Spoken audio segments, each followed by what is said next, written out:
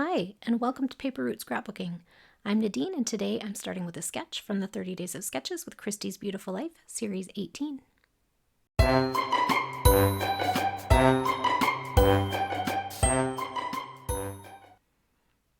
Hello everyone, and welcome back to my channel. Today I'm starting with a sketch from the Series 18 of 30 Days of Sketches with Christy's Beautiful Life. All of the sketches are sent to Christy specifically to be used for the series.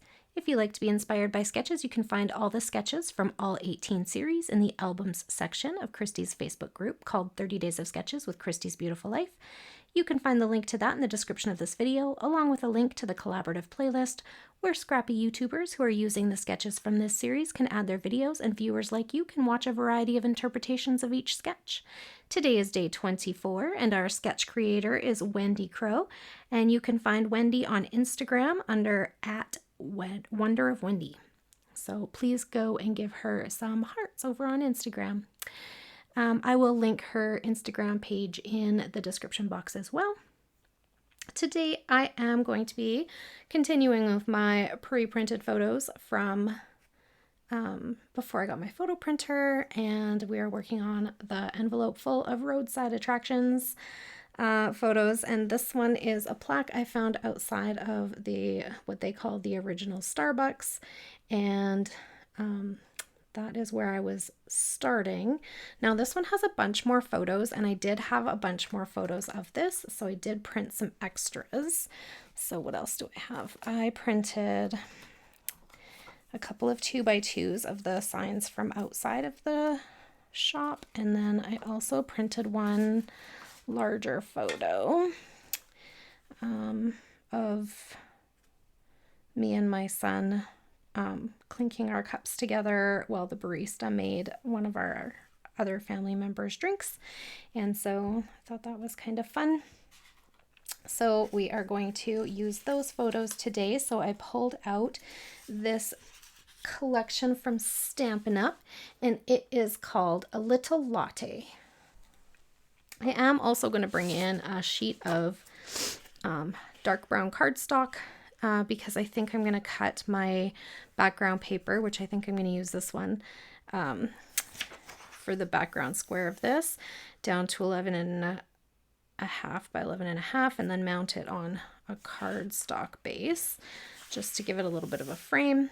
And I definitely love this paper. This one's my favorite, and it's the A and B side of the same paper. So I'm going to grab those two first, and then I need something to go in these lines back here. So I am thinking this will be too white on white, so not that one. What else could I use? Let's take out the white on white. That will eliminate that. And then we have these colorful coffee cups already, so we're going to take out these ones. Now, if this is my base and this is my center square, what do I want lined up in behind that? So that's nice. Maybe I want the brown. So I could use the brown splotches or the brown swirls would both work. Or do I want something colorful? No, I don't think so. I think I'm going to go with one of these two on there. I think I'm going to go with this one.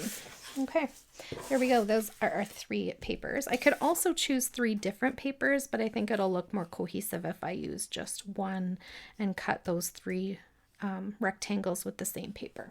So that's what I'm going to do today. So I'm going to cut my papers down and ink them up, and then we can build our layout.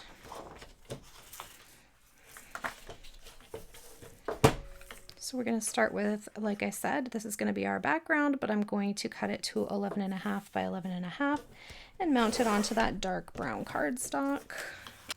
All right, so I cut all the papers just with the measurements that that Wendy had written onto her sketch. So this square is 9 by 9. I did mat it in a 9 1/4 by 9 1/4 brown cardstock because I wanted it to stand out kind of like the background. And then my 2 stripes on the end are 2 by 11 and this one is 1 by 11.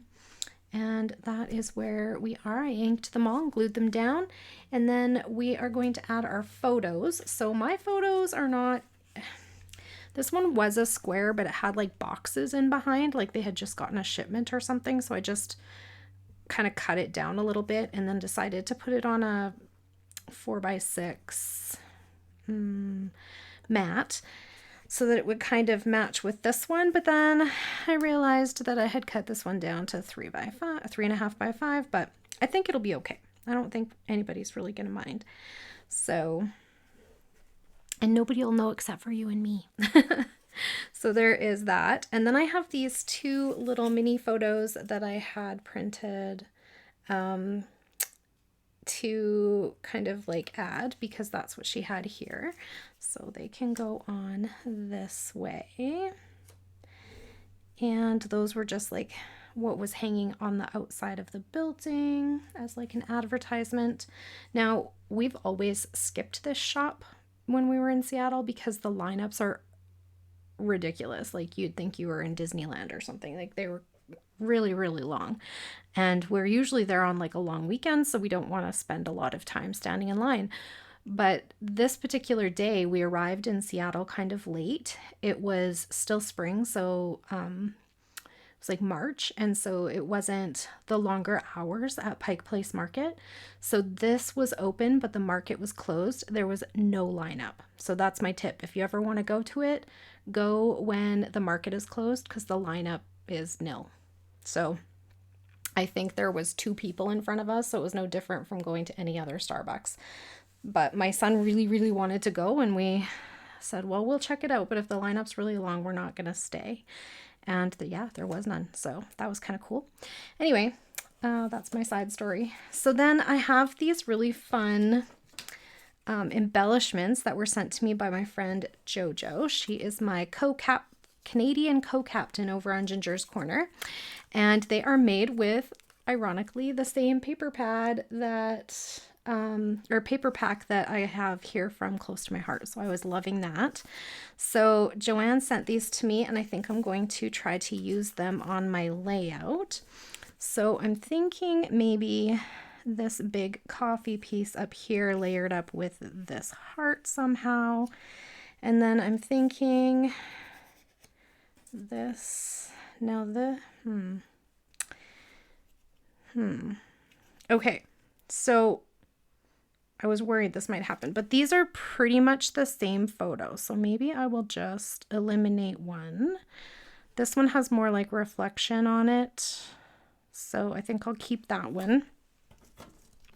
And then we can layer this up. So I can put that there. Do I like it like that, or do I want it this way?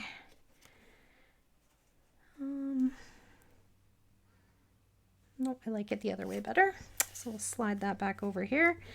And these are going to make this layout come together so quickly. So thank you, Jojo, for sending these to me. I absolutely love them. So I did choose 2 of them and put some scrap chipboard on the back to add a little bit of dimension. And Jojo had already put some dimension behind the little coffee beans that are in each one. There we go. I should probably get out the ruler though for this because these are not tacked down. This was a scrap of paper that I had typed up some journaling on and then decided it needed to fit in a different space. So I just used the other side of it to mount my photo and my journaling today. And we're going to leave it overlapping. So like in the sketch, her photo overlaps both of those papers. So I'm going to do the same thing here.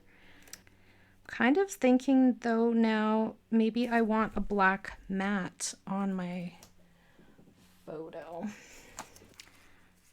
Okay, yes, I do like it better with the black mat on it. There we go.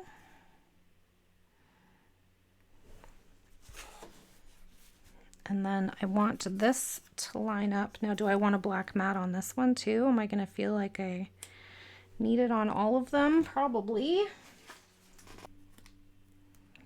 Yeah, I do think that the black matting adds an element to this layout that is needed to ground everything. So let's see what we can do with this one. So this one's popped up. Like I said, the coffee beans are popped up. This one's flat. It's got coffee beans popped up again. So I'm just gonna see if I can tuck this under. Okay, now let's get this one on. I think I'm gonna want this one on black. Go. Okay.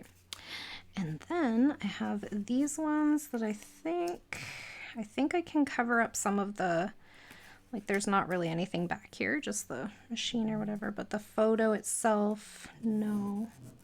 So let's just add a little adhesive and we can then add some finishing touches to this one and then we'll be good to go. So that under there.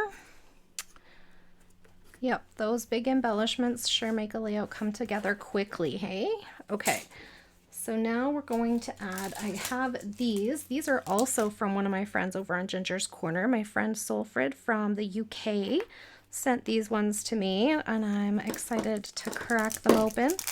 So let's see, we have,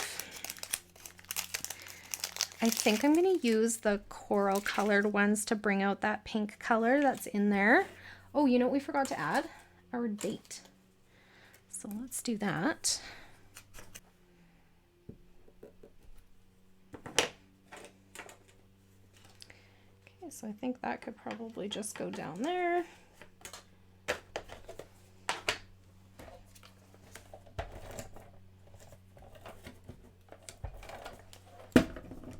And we'll tuck it down and it can just come out from under that photo. And there we go. Okay, so let's do finishing touches over here with some tweezers.